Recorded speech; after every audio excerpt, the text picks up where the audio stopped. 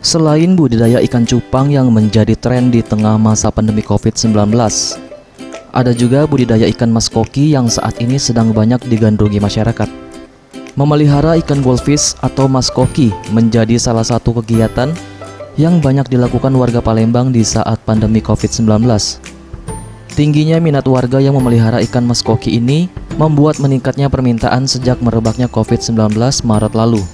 Hal inilah yang dijadikan peluang Wawan untuk menghasilkan uang dari hobinya membudidaya ikan mas koki.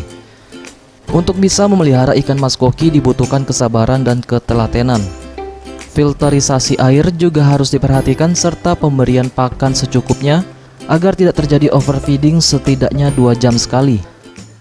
Ya, bermula dari pada saat pandemik kemarin, karena kegiatan memang benar-benar down, nggak ada kerjaan, jadi dengan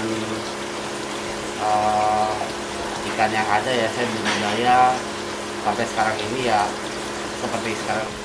Kalau harga mulai dari 250 sampai dengan 4 juta. Tak hanya dari kalangan pria, ternyata ada juga kaum hawa yang hobi untuk memelihara ikan satu ini. Dipelihara kan masa pandemi kan di rumah terus, jadi bosan melihara ikan. Lucu, bentuknya bagus, warnanya juga bagus, banyak variasi warnanya juga. Ikan mas koki jenis oranda dan tricolor menjadi jenis yang paling dicari konsumen, yang dijual dari harga Rp250.000 hingga mencapai Rp4 juta per ekornya.